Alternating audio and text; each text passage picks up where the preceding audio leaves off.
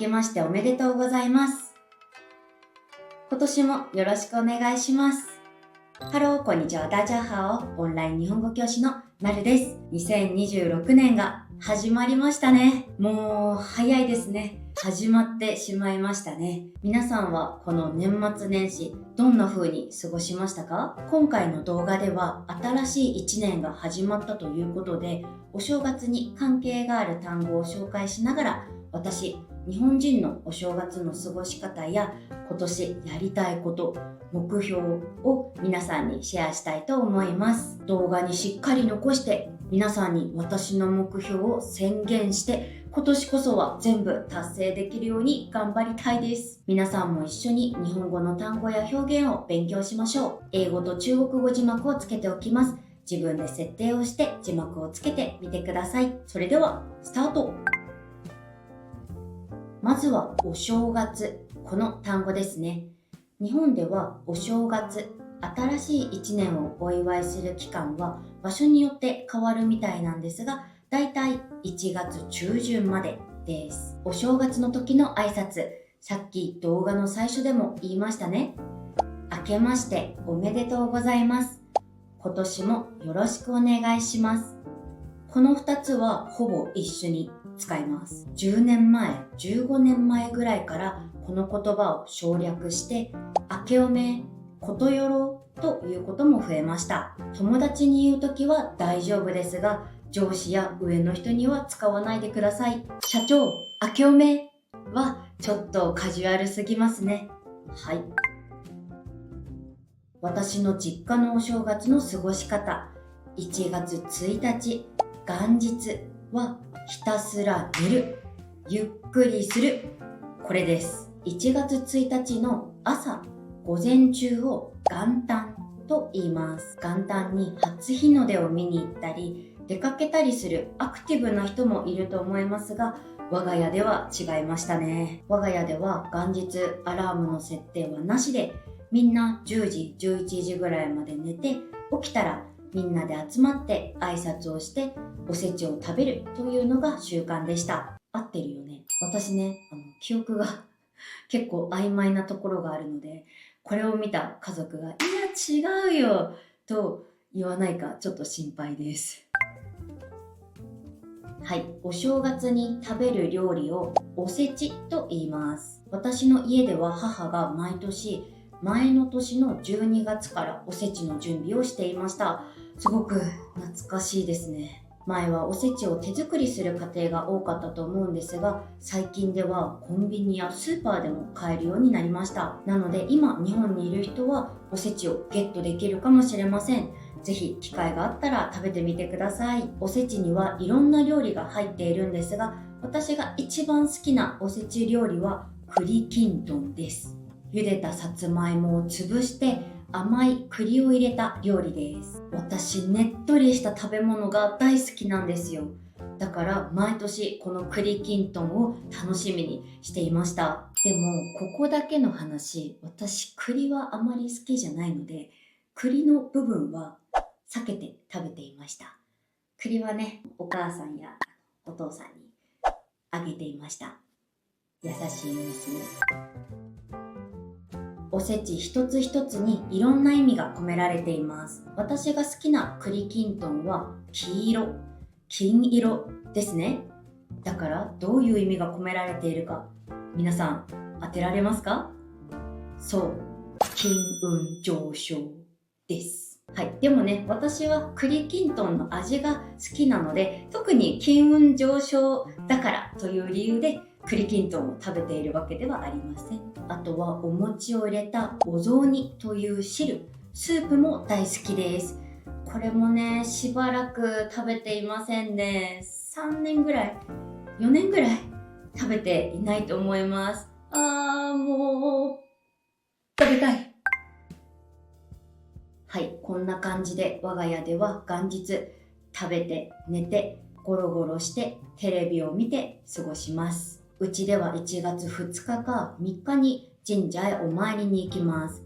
1月1日に行かない理由は混むからです。お正月お参りに行った方はわかると思うんですが、もう本当に人がたくさんいます。行列です。はい。我が家ではこの混雑を避けて、2日か3日に行きます。お正月にその年初めて神社やお寺にお参りに行くことを初詣と言います。前の年の感謝を伝えたり、新しい一年の健康や幸せを祈ったりします。そこで私はいつもおみくじを引きます。その年の運勢を占います。私は基本的に1年に1回、この時だけおみくじを引きます。何回も聞いていたらちょっと意味がないかなと私の中では思っています。ちょっと例外もありますが、基本的には1年に1回この時だけです。そしてこの初詣の時期だけ神社やお寺ではいろんな屋台が出ます。甘酒やお札なども売っています。私はそこでお守りを買うこともあります。受験生の時期は合格祈願のお守りを買いました。前の年にお世話になったお守りを神社に持って行って返納、お焚き上げしてもらって新しいお守りを買います。今年のお正月は日本にいないんですが、2月に日本に帰る予定です。だからその時に神社に行ってお参りをしてお守りを何か買おうかなと思っています。今年は仕事を頑張りたいので商売繁盛のお守りを買おうかなと思っています。でも外国に持って行ってご利益はあるのかな？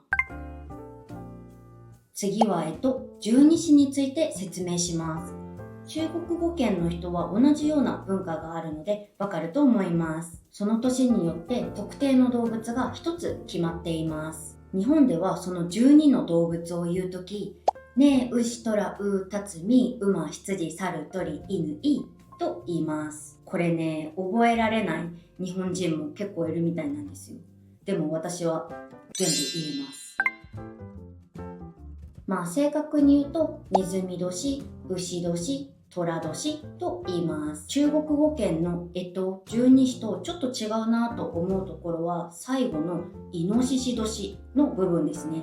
日本では十二支の最後の動物はイノシシですが、中国語圏の方では豚というらしいですね。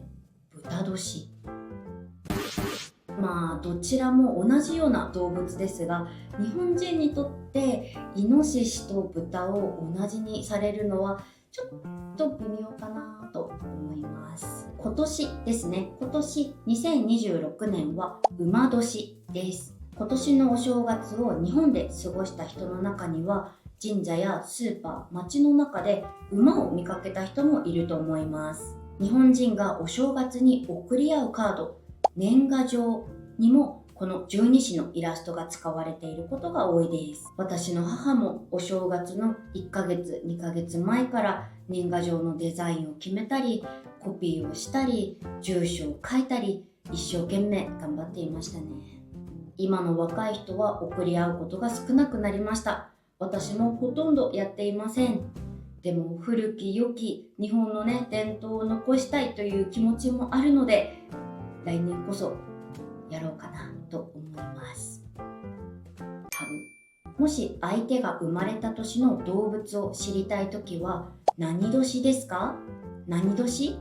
こんな風に聞いてください。この十二支、12年で一回りするので、相手が何年か分かれば相手の年齢も大体分かります。だから私が何年かは内緒です。家族で過ごした後はおじいちゃん、おばあちゃん、親戚の家に行って挨拶をします。この時、子供ならお年玉がもらえるんですが、私は大人になってしまったのでもうもらえません。日本では一般的に社会人になったらお年玉がもうもらえないというシステムになっています。もちろん家庭によってちょっと違うと思いますが、だいたい私の周りはこんな感じでした。皆さんは今もお年玉がありますか？皆さんは子供の頃お年玉をもらったら何に使っていましたか？私はもう綺麗さっぱり忘れました。多分お正月セールとか福袋に使っていた気がします。今思えば貯めておけばよかったとちょっと後悔しています。次は今年の抱負です。抱負は計画、目標という意味です。日本人は毎年毎年抱負を考えるのが好きな人が多いと思います。小学校の時から学校で今年の抱負を考えましょうとか、今年の目標を発表しましょうとか、そういう授業がありました。そういう教育を受けてきたので、新しい目標を作る、計画を立てる、そういう習慣が植え付けられています。まあ、いい習慣かなと思いますけどね。皆さんは毎年抱負を考えていますか？私の今年の抱負を発表させてください。プライベート、1つ目は健康とダイエット。2つ目は旅行をたくさんしたい。3つ目はスペイン語の勉強を頑張る。はい。この3つですね。1つ目の健康とダイエットですね。私もね、年なのでいろんなところが気になってきました。去年からちょっとダイエットを始めているんですが、まだまだ目に見えた結果が出ていないので、今年も継続して頑張ろうと思います。スペイン語も去年から勉強を始めました。もう難しい久しぶりに新しい言語を勉強し始めたので、言語を勉強する人の苦しさ、大変さを最近また改めて感じています。皆さんも一緒に頑張りましょう。はい、次に仕事の方での抱負ですね。1つ目は定期的に動画と SNS の更新。2つ目はオンラインレッスンの内容の向上。3つ目はできればスペインで対面のレッスンをやってみたい。はい、こんな感じですかね。動画の投稿頑張ります。今の目標は1ヶ月に2回更新できればいいかなと思うんですが、もし時間に余裕があったら3つ4つ更新したいと思っています。皆さん温かい気持ちで待っていてください。もっと細かく言うといろいろあるんですが、こんな感じですかね。皆さんの抱負もあったらぜひコメント欄で教えてください。1年後にこの動画を見返して達成できたか一緒に確認しましょう。ちなみに去年2025年の抱負、私が達成できたのは半分ぐらいでした。今回は私のお正月の過ごし方や抱負について話しながら、お正月に関係がある単語、表現を紹介しました。役に立ったでしょうか？私のオンラインレッスンではお正月に関する単語や表現、会話をもっと練習することができます。他にも初心者の方、JLPT 合格を目指している方も大歓迎です。興味がある人は概要欄のリンクからチェックしてください。TikTok、Instagram もしています。そちらもフォローお願いします。今回の動画はここまでです。最後まで見てくれてありがとうございます。ではまた次の動画で。じゃあねー。